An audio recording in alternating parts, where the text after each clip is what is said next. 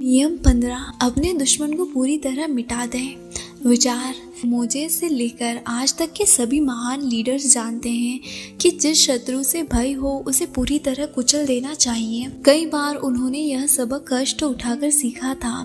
अगर एक भी चिंगारी बची रही तो चाहे यह कितनी भी मध्यम हो, अंततः आग भड़क उठेगी। शत्रु को पूरी तरह मिटाने के बजाय आधा कुचलने से बहुत नुकसान होता है। शत्रु फिर से शक्तिशाली बन जाएगा और प्रतिशोध लेगा। उसे पूरी तरह कुचल डालो, शरीर से नहीं बल्कि आत्मा से भी। शक्ति की कुंजी, शक्ति के संघर्ष में आपके बहुत से प्रतिद्वंदी और दुश्मन बनेंगे।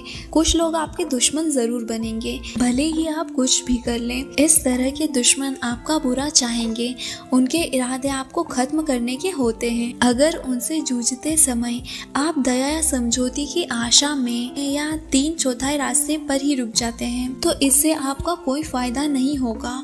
उल्टे इसकी बदौलत उनका संकल्प और नफरत बढ़ जाएगी और वे किसी न किसी दिन आपसे बदला लेकर वह भी रहेंगे। हो सकता है आपसे पराजित होने के बाद वे कुछ समय तक दोस्ताना व्यवहार का ढोंग करें, लेकिन ऐसा सिर्फ होगा क्योंकि उनके पास कोई और दूसरा विकल्प नहीं है और वे सही वक्त का इंतजार कर रहे हैं। समाधान, अपने दुश्मनों पर दया न करें, उनकी नफरत को व्यक्तिगत रूप से न लें। अपने दुश्मनों को उसी तरह से पूरा कुचल डालें जिस तरह मौका मिलने पर वे आपको कुचल डालते हैं। दुश्मनों के मिट जाने के बाद ही आपको शांति और सुरक्षा मिल सकती है। माओ त्से तुंग इस नियम के महत्व को जानते थे।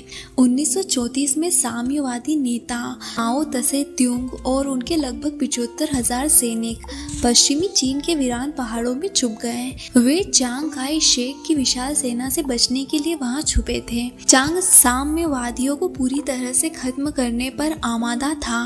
नतीजा यह हुआ कि कुछ साल बाद माओ के सैनिकों की संख्या 10,000 से भी कम रह गई। 1937 में जब जापान ने चीन पर हमला किया तो चांग ने सोचा कि अब साम्यवादियों की शक्ति क्षीण हो चुकी है, इसलिए उनसे उसे कोई खतरा नहीं है। उसने साम्यवादियों का पीछा छोड़ने और जापानियों पर ध्यान केंद्रित करने का विकल्प चुना, लेकिन यह उसकी भूल थी। 10 साल बाद साम्यवादी इतने शक्तिशाली बन गए कि उन्होंने चांग की सेना को पछाड़ दिया। चांग दुश्मन को मिटा देने की बुद्धिमत्ता को भूल गया था, माओ नहीं भूले थे।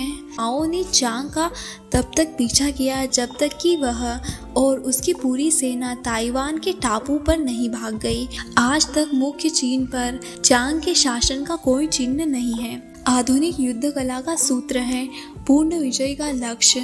युद्ध के प्रमुख दार्शनिक कार्ल वॉन क्लोजेविट्ज़ ने इसे अच्छी तरह से परिभाषित किया है। नेपोलियन के अभियानों का विश्लेषण करते हुए वॉन क्लोजेविट्ज़ ने लिखा है, हमारा दावा है कि दुश्मन की सेनाओं का पूरा विनाश ही हमारा सबसे प्रमुख लक्ष्य होना चाहिए। बड़ी विजय हासिल करने के बाद आराम करने की या सुस्ताने की कोई चर्चा नहीं होनी चाहिए। इसके बजाय लगे रहना, दुश्मन का पीछा करने और उसकी संपत्ति पर कब्जा करने, उसके संसाधनों को नष्ट करने और हर उस चीज को खत्म करने की जरूरत है जिससे दुश्मन को सहायता और राहत मिल सके। इसका कारण यह है कि युद्ध के बाद हमेशा समझौता होता है और दोबारा क्षेत्र का बंटवारा होता है। अगर आप सिर्फ आधी अधूरी जीत हासिल करेंगे तो आप युद्ध में जीती लगभग सभी चीजें समझौते में हार जाएंगे। समाधान आसान है, अपने दुश्मनों के सामने कोई विकल्प ना छोड़ें, उन्हें पूरी तरह मिटा दें। इसके बाद उनका इलाका आपका हो जाएगा जिस पर आप अपनी मनचाही योजना लागू कर सकते हैं। शक्ति का लक्ष्य दुश्मनों को पूरी तरह से नियंत्रित करना और अपनी इच्छा का पालन करवाना है। आप आधे रास्ते तक पहुंचकर यह हासिल नहीं कर सकते।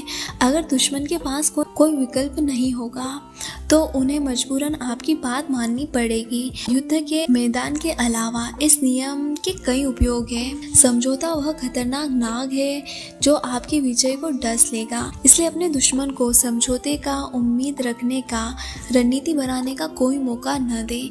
उन्हें मिटा दें और झंझट खत्म करें। यथार्थवादी बने। अगर आप आप अपने शत्रुओं के प्रति निर्मम नहीं हैं तो आप कभी सुरक्षित नहीं रहेंगे। अगर आप उन्हें मिटाने या अपनी नज़रों से दूर रखने की स्थिति में नहीं हैं तो आप कम से कम इतना तो समझ ही लें कि वे आपके खिलाफ साजिश कर रहे हैं। उनकी दोस्ती के नाटक पर ज़रा भी ध्यान न दें। इस तरह की स्थिति में सतर्कता ही आपका एकलौता हथियार है।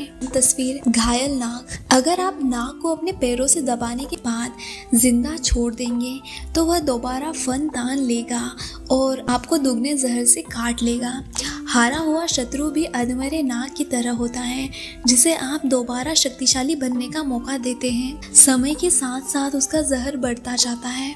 विशेषज्ञ की राय इस बात पर ध्यान दें कि लोगों को या तो पुचकारा जाना चाहिए या पूरी तरह मिटा देना चाहिए। छोटी चोटों के लिए तो वे प्रतिशोध लेंगे, लेकिन बड़े आघात के लिए वे प्रतिशोध नहीं ले सकते। इसलिए मनुष्य को इस तरह से चोट पहुंचानी चाहिए ताकि हमें उसके प्रतिशोध से डरने की जरूरत ना पड़े।